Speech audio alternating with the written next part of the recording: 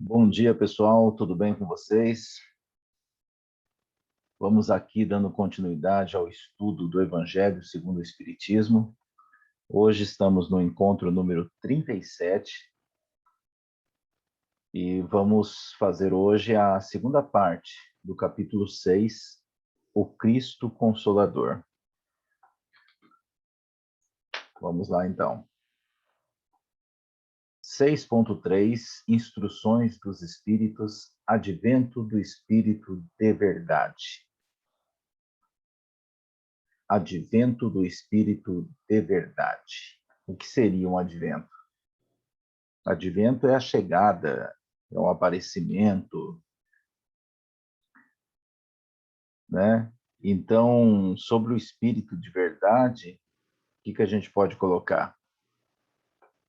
Mesmo dentro da doutrina espírita, a quem compreenda e entenda que o Espírito de Verdade representa uma coletânea de espíritos superiores que estariam à frente, né, comandando, organizando a vinda do espiritismo. E há outra corrente dentro da doutrina que entende que o espírito de verdade é Jesus. Na minha opinião, eu vejo o espírito de verdade como sendo Jesus realmente. E visualizo que Kardec pensava da mesma forma, conforme iremos ver em textos a seguir. Então, vamos lá. Olha só como ele coloca aqui, item 5. Venho como outrora aos transviados filhos de Israel, trazer-vos a verdade e dissipar as trevas. Escutai-me, o Espiritismo, como fez antigamente a minha palavra, tem de lembrar aos incrédulos que acima deles reina a imutável verdade, o Deus bom, o Deus grande, que faz germinar, eu acho que talvez seja a digitação errada aqui, que faz germinar as palavras e se levantem as ondas. Revelei a doutrina divinal. Como um ceifeiro, reuni em feixes o bem esparso no seio da humanidade. E disse, vinde a mim, todos vós que sofreis.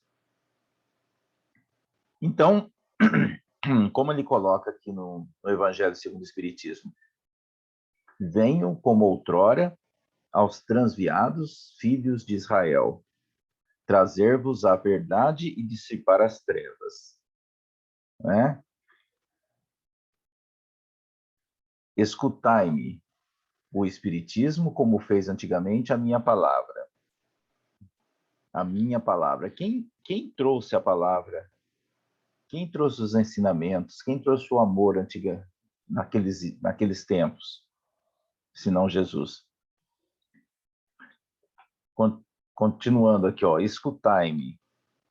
O Espiritismo, como fez antigamente a minha palavra, tem de lembrar aos incrédulos que acima deles reina a imutável verdade, o Deus bom, o Deus grande, que faz germinem as palavras e se levantem as ondas. Então, aqui ele mostra algo além da vida material, que Deus é muito maior. Continuando o texto, revelei a doutrina divinal. Quem revelou a doutrina? Senão o próprio Jesus, né? Vamos então continuando. Mas, ingratos, os homens afastaram-se do caminho reto e largo que conduz ao reino de meu Pai, e enveredaram pelas ásperas sendas da impiedade. Meu Pai não quer aniquilar a raça humana, quer que, ajudando-vos uns aos outros, mortos e vivos, isto é, mortos segundo a carne, porquanto não existe a morte, vós socorrais mutuamente e que se faça ouvir não mais a voz dos profetas e dos apóstolos, mas a dos que já não vivem na terra.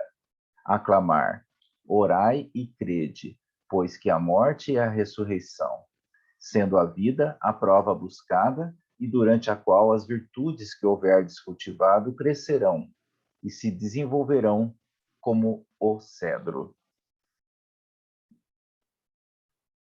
Ok? Então, aqui ele está colocando o quê? Ele está colocando que desde que foi revelada a verdade divina, os homens se desviaram do caminho. Ó, ingratos, os homens afastaram-se do caminho reto e largo que conduz ao reino de meu Pai. Outra coisa, né? Veja bem, todo esse texto que a gente está lendo é um texto que foi psicografado como sendo do Espírito de verdade. Então, aqui ele coloca: os homens afastaram-se do caminho reto e largo que conduz ao reino de meu Pai. Né? Então, aí, o que ele diz? Diz que o Pai não quer aniquilar a raça humana. Ele quer, na verdade, ajudar a humanidade a perceber que existe algo além da vida material. Quando ele diz aqui, no segundo parágrafo, ó, meu Pai não quer aniquilar a raça humana, quer que, ajudando-vos uns aos outros, mortos e vivos, isto é, mortos segundo a carne, porquanto não existe a morte. Então, é o que ele diz, que a morte não existe. Ele vem reforçar a ideia do quê? Da imortalidade da alma. Vamos em frente. Homens fracos, que compreendeis as trevas das vossas inteligências. Não afasteis o facho que a clemência divina vos coloca nas mãos para vos clarear o caminho e reconduzir-vos, filhos perdidos, ao regaço de vosso Pai. Sinto-me por demais tomado de compaixão pelas vossas misérias, pela vossa fraqueza imensa, para deixar de estender mão socorredora aos infelizes transviados que, vendo o céu, caem nos abismos do erro. Crede, amai, meditai sobre as coisas que vos são reveladas. Não mistureis o joio com a boa semente, as utopias com as verdades. Então, aqui, no primeiro parágrafo, homens fracos, que compreendeis as trevas das vossas inteligências, não afasteis o facho que a clemência divina vos coloca nas mãos para vos clarear o caminho e reconduzir-vos, filhos perdidos, ao regaço de vosso Pai. O que ele quis dizer nesse parágrafo? Ele está dizendo que os homens têm muita intelectualidade, mas nos falta o quê? O lado moral, que é aquilo que fará com que a gente possa nos depurar intelectualmente. Ele fala, na segunda linha aqui, não afasteis o facho. O que é esse facho? É a luz do conhecimento, é a fonte de informação que a doutrina espírita traz, para que possamos despertar, nos enriquecendo com a verdade da palavra do Cristo. No segundo parágrafo, ele coloca: sinto-me por demais tomado de compaixão pelas vossas misérias, pela vossa fraqueza imensa, para deixar de estender mão socorredora aos infelizes transviados que, vendo o céu, caem no abismo do erro. Então, o que ele coloca?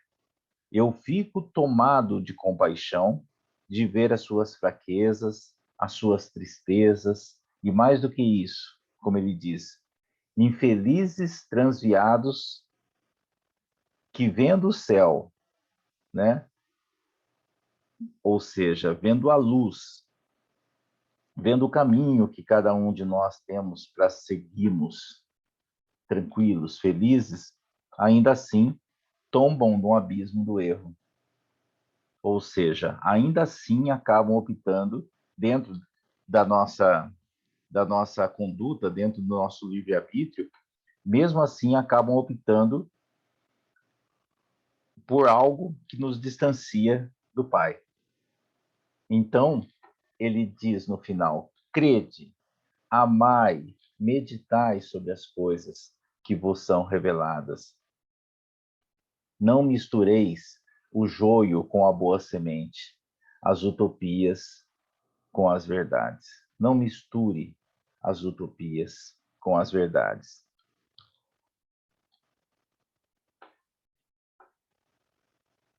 Aí vem uma mensagem, né? Uma mensagem finalizando esse item, que é o item 5, dada pelo Espírito de Verdade. Espíritas, amai-vos, este o primeiro ensinamento, instruí-vos, este o segundo. No cristianismo encontram-se todas as verdades. São de origem humana os erros que nele se enraizaram. Eis que do além-túmulo, que julgáveis o nada, vozes vos clamam. Irmãos, nada perece. Jesus Cristo é o vencedor do mal. Sede os vencedores da impiedade. Espírito de Verdade, Paris, 1860. Uma mensagem forte deixada pelo Espírito de Verdade. Essa mensagem aqui que acabamos de ler, né, trazida por Kardec, do Espírito de Verdade, como todos sabemos, isso aqui consta no Evangelho segundo o Espiritismo, que nós estamos estudando. Ela consta também numa outra obra básica, que é o Livro dos Médiuns. Ela está lá no capítulo 31, nas Dissertações Espíritas, item 9. Essa mesma mensagem que acabamos de estudar. A única diferença entre essa mensagem e a que está lá no Livro dos Médiuns são 4 linhas que não foram trazidas aqui para o Evangelho segundo o Espiritismo. Lá, ele diz o seguinte, nessas 4 linhas. Crede nas vozes que vos respondem. São os profetas das almas, daqueles que evocais. E olha só isso. Ele continua. Não me comunico, senão raramente. Meus amigos, aqueles que assistiram à minha vida e à minha morte são os intérpretes divinos da vontade de meu Pai.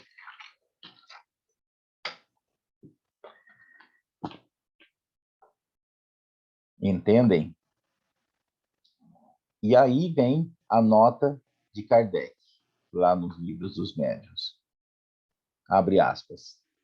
Esta comunicação, né? Esta comunicação que aqui no Evangelho segundo o Espiritismo ele colocou como Espírito de Verdade, né? Vamos lá. Esta comunicação, obtida por um dos melhores médiuns da Sociedade Espírita de Paris, está assinada por um nome que o respeito não nos permite reproduzir, senão sob todas as reservas. Tão grande seria o insigne favor da sua autenticidade, e porque muito frequentemente dele se abusou, nas comunicações evidentemente apócrifas. Este nome é o de Jesus de Nazaré. Então, meus amigos, essa mensagem transmitida por um dos melhores médiuns da Sociedade Espírita de Paris foi assinada como Jesus de Nazaré. Agora, veja a continuidade da nota de Kardec. Abre aspas. Não duvidamos de nenhum modo que não possa se manifestar, mas se os espíritos verdadeiramente superiores não o fazem senão em circunstâncias excepcionais, a razão nos proíbe crer que o espírito puro, por excelência, responda ao apelo de qualquer um. Haveria, em todos os casos, profanação em lhe atribuir uma linguagem indigna. Por essas considerações é que nos abstivemos de publicar algo que levasse esse nome.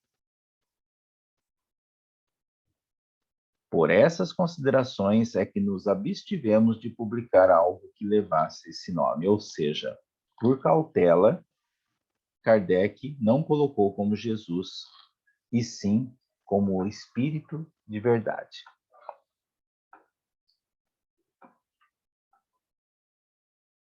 Vamos dando então continuidade. Vamos para o item 6.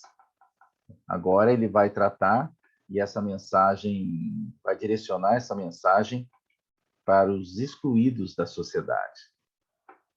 Item 6. Venho instruir e consolar os pobres deserdados. Venho dizer-lhes que elevem a sua resignação ao nível de suas provas, que chorem porquanto a dor foi sagrada no jardim das oliveiras, mas que esperem, pois que também a eles os anjos consoladores lhes virão enxugar as lágrimas. Obreiros, traçai o vosso sulco, recomeçai no dia seguinte o afanoso, ou seja, o trabalhoso, o cansativo labor da véspera.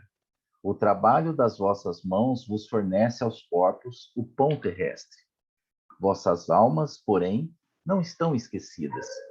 E eu, o jardineiro divino, as cultivo no silêncio dos vossos pensamentos. Então, aqui no primeiro parágrafo, onde ele coloca: venho instruir e consolar os pobres deserdados. Venho dizer-lhes que elevem a sua resignação ao nível de suas provas, que chorem, porquanto a dor foi sagrada no jardim das oliveiras, mas que esperem, pois que também a eles os anjos consoladores lhes virão enxugar as lágrimas. Então, o que ele está dizendo aqui, nesse parágrafo? Que aqueles que hoje choram, que hoje têm lágrimas, que lhes confiem, que esperem, porque os anjos consoladores virão enxugar as suas lágrimas, porque as lágrimas, aquelas lágrimas bem sofridas aqui na Terra, representam para nós no plano espiritual a entrada ao mundo feliz. Então, Jesus vem nos mostrar mais uma vez que tenhamos confiança na vida futura, porque a vida na Terra é só uma passagem. Na continuidade do texto, ele coloca: obreiros, traçai o vosso sulco, recomeçai no dia seguinte o trabalhoso labor da véspera. O trabalho das vossas mãos vos fornece aos corpos o pão terrestre. Vossas almas, porém, não estão esquecidas. Ou seja, nós estamos cuidando de vocês. E continuando o texto, e eu, o jardineiro divino, as cultivo no silêncio dos vossos pensamentos. O que ele diz: eu cuido de vocês no silêncio do pensamento de vocês.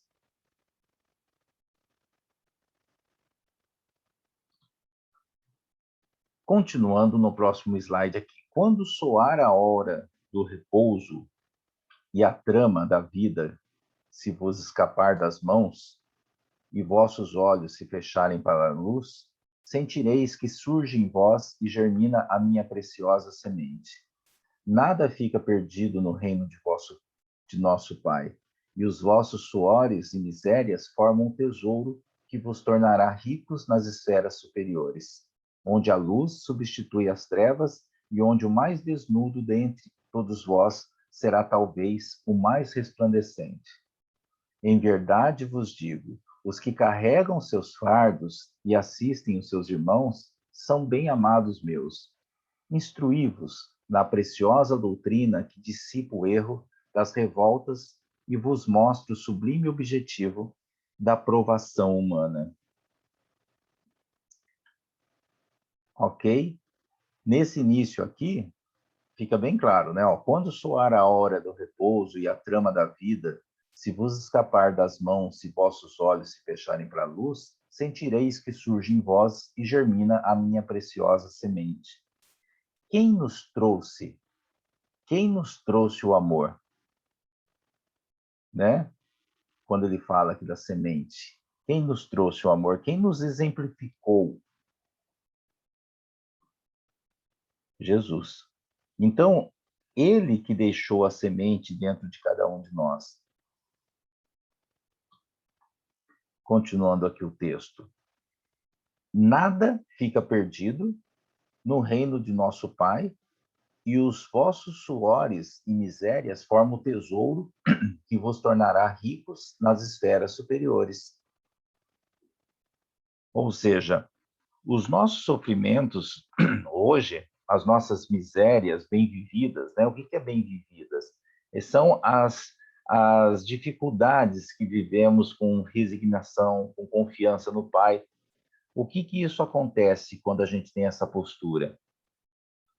Nos tornarão ricos nas esferas superiores, nos tornarão ricos numa próxima etapa da nossa existência, né? Onde a luz substitui as trevas, onde o mais desnudo dentre todos vós será talvez o mais resplandecente.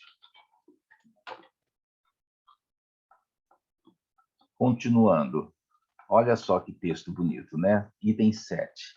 Sou o grande médico das almas e venho trazer-vos o remédio que vos há de curar. Os fracos, os sofredores e os enfermos são meus filhos prediletos. Venho salvá-los. Vinde, pois, a mim, vós que sofreis e vos achais oprimidos, e sereis aliviados e consolados. Não busqueis a alhures, ou seja, não busqueis em outro lugar a força e a consolação, pois que o mundo é impotente para dá-las. Deus dirige um supremo apelo aos vossos corações, por meio do Espiritismo. Escutai-o. Extirpados sejam de vossas almas doloridas a impiedade, a mentira, o erro, a incredulidade. São monstros que sugam o vosso mais puro sangue e que vos abrem chagas quase sempre certas. Então, a mensagem aqui diz, em termos gerais, que não basta aceitar Jesus. É necessário que usemos o remédio que ele nos trouxe. Que é o quê?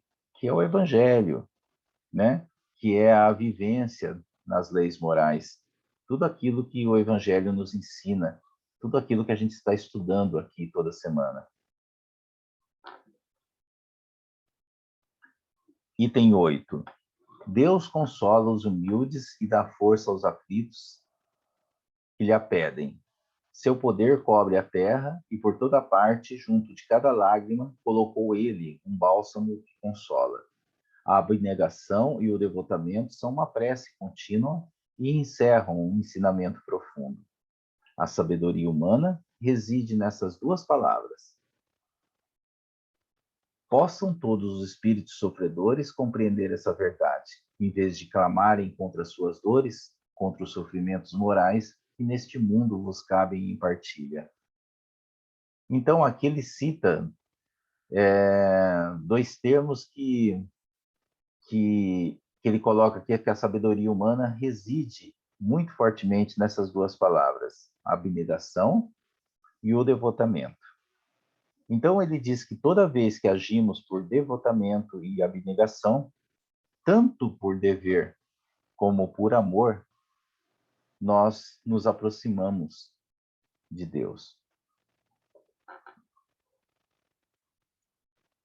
Tomai, pois, por divisa essas duas palavras, devotamento e abnegação, e sereis forte, porque elas resumem todos os deveres que a caridade e a humildade vos impõem. O sentimento do dever cumprido vos dará repouso ao espírito e resignação. O coração bate então melhor, a alma se asserena e o corpo se forra aos desfalecimentos. Por isso que o corpo tanto menos forte se sente, quanto mais profundamente golpeado é o espírito. Espírito de Verdade, Havre, 1863.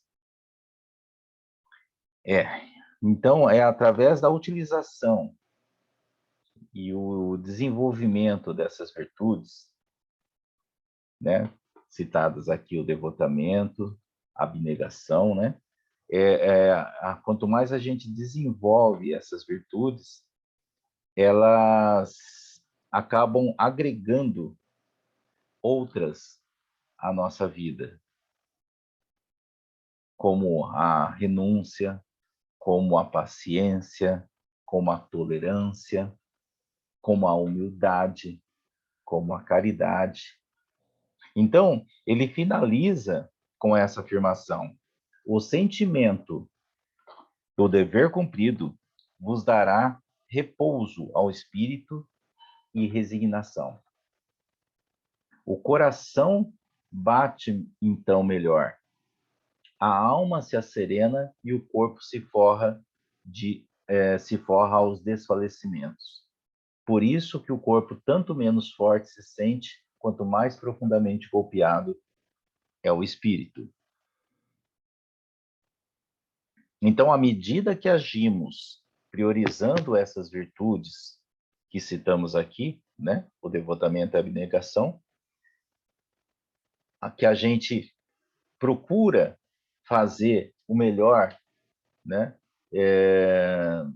procura melhorar a nossa postura, não só as nossas atitudes, como principalmente os nossos pensamentos, a gente está valorizando a continuidade, a gente está confiando e acreditando cada vez mais na vida após a morte, na tão citada vida futura. Dessa forma, o coração bate então melhor, ou seja, a gente se torna intimamente mais tranquilo. Tudo se torna mais fácil no nosso dia a dia, não só com a gente mesmo, mas com todos aqueles que nos rodeiam, né? É isso. Pessoal, a gente finalizou aqui o capítulo 6, né? O Cristo Consolador. E a partir da semana que vem a gente vai entrar no capítulo 7, Bem-aventurados os pobres de espírito. Todo capítulo aqui é de uma riqueza gigantesca, né? Então, temos muito que conversar no próximo encontro. Bem-aventurados os pobres de espírito, parte 1. É isso. Que todos vocês continuem se cuidando, tenhamos uma semana tranquila, abençoada, e nos encontramos na próxima semana. Um grande abraço, que Deus abençoe a vida de cada um.